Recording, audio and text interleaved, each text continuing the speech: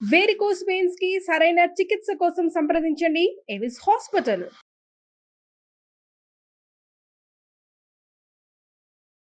నమస్తే రచిత గారు. నమస్తే ఉష. వైఫ్ అండ్ హస్బెండ్కి సంబంధించి కొన్ని టాపిక్స్ మనం మాట్లాడడం, కొంతమంది కామెంట్స్ కూడా చేస్తూ ఉన్నారు. మేము ఏ విధంగా ఉంటే బాగుంటుంది, సజెషన్ ఇవ్వగలరా, ఏదైనా వీడియో రూపంలో చెప్పగలరా అని కొంతమంది ఆడవాళ్ళు అడిగిన వీడియో ఇది. వాళ్ళ కోసం మాత్రమే. ఏ విధంగా ఆడవాళ్ళు ఉంటే భర్తకి నచ్చుతుంది అంటారు అసలు? సో యాక్చువల్గా నేను హ్యాపీ ఉన్నాను ఫస్ట్. ఎందుకంటే మనము చాలా వరకు భర్తలు ఇలా చేస్తారు, అలా మాట్లాడారు, అలా ఏం లేదు, ఇప్పుడు బాగా మారింది అని భర్తలు చాలామంది అలా పెట్టిన వాళ్ళు మాకు ఇలా పెట్టారు. ఆ సజెషన్స్ తీసుకుని మారుతున్నాము అంటే మంచిగా అనిపిస్తుంది. I started loving my wife. మా ఇంటి ఆడపడుచు మీరు ఫ్రమ్ ఏకేపీ అని పెట్టారు. సో మొన్న కూడా చెప్పాను, thanks to AKP brother. So కాబట్టి ఇప్పుడు మీరు అడిగిన క్వశ్చన్ పర్ఫెక్ట్గా ఆడవాళ్ళు కూడా ఎలా ఉండాలి, ఖచ్చితంగా సి బోత్ థింగ్స్ కరెక్షన్. ఇక్కడ మనం ఏమీ వ్యాలిడేషన్ ఇస్తలేము, బట్ యాజ్ అ సైకాలజికల్గా ఏంటి, ఏ మనిషికి నా భార్య ఇలా ఉంటే బాగుంటుందని ఒక కొన్ని పారామీటర్స్, సెట్ రూల్స్ అయితే ఉంటాయి. సో ఆ సెట్ రూల్స్లో ఏవి ఉంటాయి అనేది మనం చెప్పుకుంటే మనకు పురాణాల్లో నుంచి ఆది దంపతులు అనంగానే గుర్తొచ్చేది పార్వతి పరమేశ్వరులు.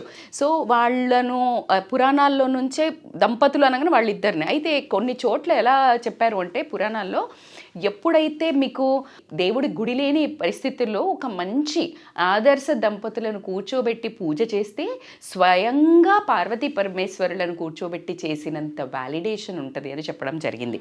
అంటే ఆ ఇద్దరు ఎప్పుడైతే ఆ రెండు శక్తులు కలుస్తాయో అంత పవర్ఫుల్ అనేదే ఈ పెళ్లికి ఉన్న బ్యూటీ. సో కాబట్టి ఎందుకంటే ఆ రెండు శక్తులు కలిస్తేనే కదా ఇంకొక ఎనర్జీ పుట్టేది. So that's a wonderful process. దాంపత్యం అనేది జస్ట్ ఏదో మనము నువ్వు వంట చేయడానికి పెళ్లి చేసుకున్నాను, నన్ను సాకడానికి పెళ్లి చేసుకున్నా, లేకపోతే పుట్టియడానికి, it's more than that. Beauty marriage relation is more than creating a universe.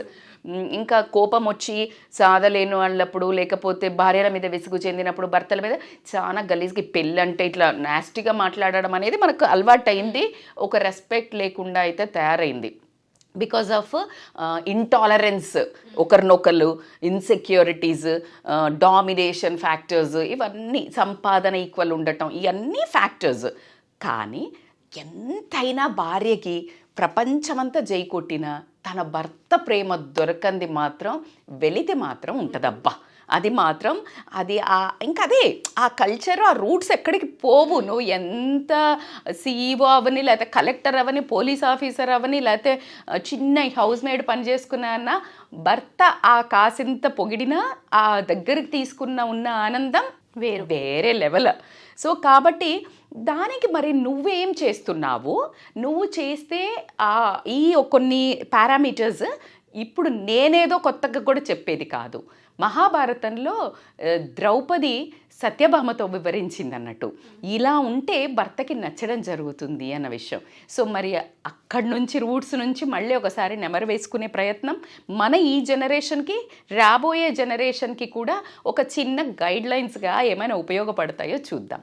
So first one ఏంటి అని అంటే, బేసికల్గా ఎంత ఓపెన్ అయిందంటే ఇదివరకు అసలు భర్త పేరు తీయడం కానీ, భర్తల గురించి కానీ డిస్కషన్ చెప్పడం అనేది చాలా తక్కువ. ఎందుకు తక్కువ అంటే ల్యాక్ ఆఫ్ టైం. బికాస్ వాళ్ళకి పాతకాలంలో న్యూక్లియర్ ఫ్యామిలీస్ కాదు, పని పాట లేకుండా కాదు, ఫోన్లు లేవు. సో ఇంకా జీతగాళ్ళకి అన్నం పెట్టడమో, లేకపోతే చాలామంది ఉమ్మడి కుటుంబం ఉంటే ఈ అక్కలు, బావలు, తోటికోడలు ఇంట్లో పనే సరిపోయేది. సో వాటికి సొల్లు ముచ్చట్లు అనేది తక్కువ ఉండేవి. ఇప్పుడేమవుతుంది అని అంటే the phone is a culprit అని నేను ఎప్పుడు చెప్తాను. అది పాజిటివ్గా వాడితే ఓకే, కానీ ఏ తుమ్మింది తగ్గింది అంటే ప్రైవసీ లేకుండా పోతుంది. బేసిక్గా భర్త గురించిన పర్సనల్ సీక్రెట్స్ కానీ, వాళ్ళ ప్రైవేట్ లైఫ్ గురించి కానీ డిస్కస్ చేయడం బ్యాడ్ అని చెప్తున్నారు. ఎప్పుడు పురాణాల్లో చెప్పారు. ఎలాంటి మేడం మరి అంటే, తనకి కొన్ని అంటే అవి చాలా సిల్లీ ఉండొచ్చు. నేను ఊరికే సరదాగా మెన్షన్ చేస్తున్నాను, గురికి అంత పెద్ద తప్పేం కాదు. లేకపోతే ఇంకా కొంతమంది ఇంకా తినడమో, లేకపోతే డిఫరెంట్ హ్యాబిట్స్ ఉంటాయి, అవి నీకు నచ్చకపోయి ఉండొచ్చు. అవి నువ్వు బయట అందరి ముందు డిస్కస్ చేయడము. సపోజ్ స్మెల్ కూడా బ్యాడ్ స్మెల్ వస్తుంది అనుకో వాళ్ళ దగ్గర, కొంతమందికి వాళ్ళ స్వెట్ కొంచెం స్మెల్ డిఫరెంట్గా వస్తుంది. సో అలాంటివి నువ్వు నీ ఫ్రెండ్స్ తోటో నీ రిలేషన్స్ తోటో లేకపోతే ఇట్లా చీత్కరించుకొని నా హస్బెండ్ ఇట్లా మా ఆయనైతే చిరాకు వస్తుంది, అది గనక నువ్వు చెప్పినవని ఆయనకి తెలిస్తే నీ మీద మమకారము ప్రేమ నువ్వు పొక్కన పెట్టు. అసలు అంటే అగాధాల్లో కంటే నువ్వు ఒక చెత్త కింద అంటే దాని ఇంట్లో ఉన్నా కూడా మనసు మాత్రం ఎక్కడికో దూరం పోవడం జరుగుతుంది. మీకు అనిపించడానికి అది జోవియల్, జోక్, సరదాగా టీజింగ్ అనుకో. No, for him it is a insult, వేరే వాళ్ళ ముందు డిగ్రేడ్ చేసినట్టు. So don't do that. అలా కాకుండా ఫిజికల్గా అంటే మీ ప్రైవేట్ లైఫ్ను కూడా, పర్సనల్ లైఫ్ను కూడా, లేకపోతే ఏదైనా అలాంటి సెగ్మెంట్ని అసలు వేరే వాళ్ళతో షేర్ చేసుకోవడం అనేది ఏ భర్తకి ఇష్టం లేని టాపిక్. అబ్బాయిలు మాట్లాడుకుంటారు కదా అంటే నాకు తెలిసైతే భార్యల గురించి మాట్లాడరు. ఒకవేళ మాట్లాడినా అది వాళ్ళ కర్మ. కానీ భార్యలు మాట్లాడినరు అని తెలిస్తే మాత్రం వీళ్ళు ఒకసారి వెనక్కి తీసుకోవడం అయితే జరుగుతుంది. ఆ పర్సనల్ లైఫ్లో కూడా ఒక కాన్షియస్గా ఉండాల్సి వస్తుంది. ఎప్పుడైతే కాన్షియస్గా ఉన్నప్పుడు అది పర్సనల్ లైఫ్, హ్యాపీ లైఫ్ అయితే ఉండదని నా ఫీలింగ్. సెకండ్ వచ్చేసి చాలామంది వైఫ్స్కి ఖచ్చితంగా అందరికీ, నీకు ఉంటుంది, నాకు కూడా ఉంటుంది, ఏంటి నా భర్త నా మాటే వినాలి, లేకపోతే మొత్తం ఇలానే మ్యాజిక్ చేసి నా మాట వింటే బాగుండు, మా అత్తగారి మాట, మా ఆడపడుచు ఇప్పటిదాకా బాగానే ఉంటాడు, వాళ్ళు వస్తే మారిపోతాడు, వాళ్ళ వైపు ఫోన్ మాట్లాడా కథమే, ఇలాంటి ఒక ఉండి వశీకరణ అనే భావాల దగ్గరికి 80% లేడీసే ఉంటారు. నా భర్త నా మాట వినట్లేదు, వశీకరణ చేసుకోవాలి. సో అది ఉత్తమ మూర్ఖత్వం. వశీకరణలతో భర్త నీ చేతికి వస్తే అందరు భర్తలు ఈ పాటికి డుడు అనుకుంటూ ఉండేవాళ్ళు. అలా ఏమీ జరగదు. మూర్ఖత్వం. నీ బిహేవియర్తో నీ వశీకరణలోకి వస్తారు. సో ఇంకొకటి గయ్యాలితనంతో కానీ, అంటే గట్టిగా అరవడము, గర్వంతో కానీ ఇలాంటి వాటితోటి మాత్రం భర్తను ఆధీనంలోకి తెచ్చుకుంటామనుకోవడం అయితే చచ్చేంత మూర్ఖత్వము. అంటే డబ్బుతో, ఒకవేళ డబ్బున్న అమ్మాయి వచ్చిందనుకోండి, లేకపోతే ఎడ్యుకేషన్ బాగుంది, లేకపోతే అందం బాగుంది, దాని ఈ ఏ పరిధినైనా తీసుకుని if you try to dominate him, ఈ మూడిట్లలో అది తనని ఎప్పుడూ మానసికంగా దెబ్బతీసి నీ ముందు ఎప్పుడు భర్త ఇలా ఉంటే బాగుంటుందా, ఇలా ఉంటే బాగుంటుందా, ఉషాని స్ట్రాంగ్గా ఉంటేనే బాగుంటుంది. ఏ భార్యకైనా నాకు తెలిసి అయితే అదే ఎనీబడి. సో అలా ఉండాలి అంటే నీ ప్రవర్తన, నువ్వు అలా చేసినట్టయితే గనక వాళ్ళకి చాలా చాలా దూరం అయిపోతావు మానసికంగా. థర్డ్ వచ్చేసి ఏంటంటే భోజనం పెట్టినప్పుడు, ఎస్పెషల్లీ భోజనం పెట్టంగానే మొదలు పెడతారు, ఇక చూడు వీడికి చిన్నోడికి బుడ్డోడికి ఫీజు కట్టలేదు, లేకపోతే ఇది కట్టలేదు, లేకపోతే మీ అమ్మ ఇట్లా అన్నది, మీ అక్క మొన్న ఫోన్ చేసింది చూడు ఎట్లా అన్నది, ఒక మా చెల్లె వాళ్ళు ఇది కొనుక్కున్నారట, మా ఇంటి పక్కన వాళ్ళు ఈ నెక్లెస్ కొన్నారు, ఈ పొలం కొన్నారు, ఈ ఎస్టేట్ కొన్నారు. ఆడికి ఎందుకురా ఈ బుక్, అసలు ఇక్కడ ఎందుకు దొరికానరా అన్న ఫీలింగ్. అంటే అక్కడ కూడా మనశ్శాంతిగా ఉంచకపోవడం అనేది ఇట్స్ ఎ వెరీ బ్యాడ్. దీనికి కొంచెం క్లాజ్ ఉంటుంది. కొంతమంది చాలా ఇర్రెస్పాన్సిబుల్ పీపుల్ పొద్దున్న లేస్తే బయటికి వెళ్ళిపోయి, అంటే ఏం సంపాదన లేకుండా ఏం లేకుండా ఉండి వాళ్ళు దొరకట్లేదు, ఇంకా ఆ టైంలో దొరుకుతుంటే అది క్లాజ్ అప్లైజ్. అందరికీ వర్తించదు ఉష. నేను చెప్పేది కూడా జనరలైజ్డ్ కాదు. ఎందుకంటే కొంతమంది అసలు పూర్తిగా దొరకరు, ఇంకా ఆ టైంలో దొరుకుతారు కదా అని చెప్తారు. బట్ హస్బెండ్స్ కూడా అర్థం చేసుకోవాల్సింది ఏంటంటే, మీరు ఆ టైం ఇచ్చినట్టయితే వీళ్ళు ఈ టైంలో టార్చర్ చేయడం అనేది ఉండదు. ఎస్పెషల్లీ వాళ్ళకి ఇష్టమైన వంటలు చేసి అలా గనక చేసినట్టయితే గనక చాలా ఎక్కువ రిలేషన్ బిల్డ్ అవ్వడం జరుగుతుంది. నేను ఫోర్త్ది చెప్పాలి అని అంటే ఉదర తృప్తి అంటారు. ఉదర తృప్తి అంటే హస్బెండ్కి ఎప్పుడైతే పొట్ట సాటిస్ఫై అవుతుందో, భార్య ప్రేమ కడుపు నుంచి భర్త దగ్గరికి వెళ్ళాలంటే పొట్ట నుంచి వెళ్ళాలంట. మగవాడికి ప్రేమ గుండెలోకి వెళ్ళాలంటే పొట్ట నుంచి వెళ్ళాలి అని చెప్తారు.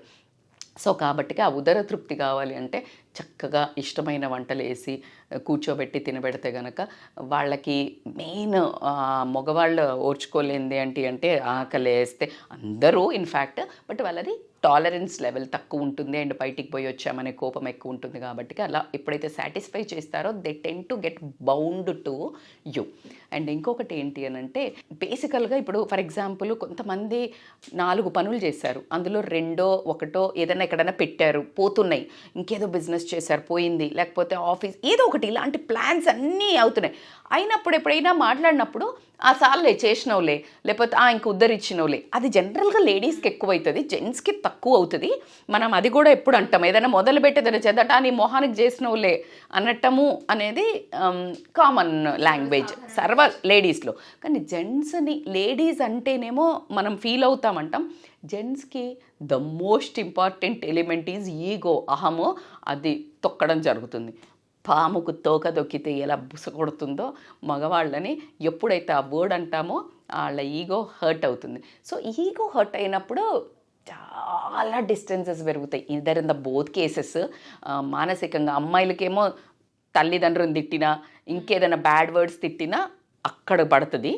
అదే జెంట్స్కి మాత్రం వాళ్ళ కెపబిలిటీని క్వశ్చన్ చేసినప్పుడు వాళ్ళు ఆ విషయాన్ని అసలు తీసుకోలేరు. అందుకనే మరీ రూడ్గా కాకుండా సంజాయించటం అనేది ఇంపార్టెంట్. అంటే రూడ్గా అంటే మరి ఎట్లా మేడం అట్లా అన్ని తగలేస్తారో అన్ని బరాబర్. You need to check, you need to advise, but in soft words మంచిగా. మన ఫ్యామిలీ మనిద్దరము, మీరు ఇలా చేస్తే ఇలా అవుతుంది, ఎందుకులే మనకు కలిసి వస్తలేదు, గమ్మునుందాము, సంపాదించకపోయినా సరే ఆగం చెయ్యొద్దు. This is the best words you can tell. అంతేగాని ఇంకా చేసిన వాళ్ళే నీ ముఖానికి ఇది అయింది అట్లా మాట్లాడే వాళ్ళని నేను చాలామందిని చూశాను. సో కాబట్టికే అది రాంగ్.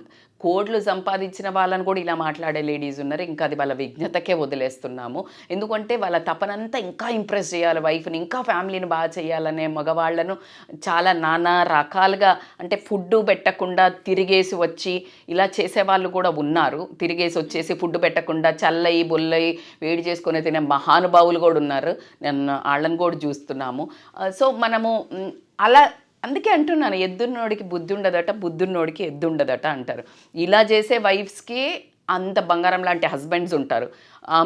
అట్లా మంచిగా చూసుకునే వైఫ్స్కి హస్బెండ్స్ రూడ్ ఉంటారు. అది మరి భగవంతుడు ఎందుకు అలా విధిరాతలు రాస్తాడో తెలీదు. కానీ మనం 100% లైఫ్ని కరెక్షన్ చేసుకునేది మన ఈ లైఫ్లోనే.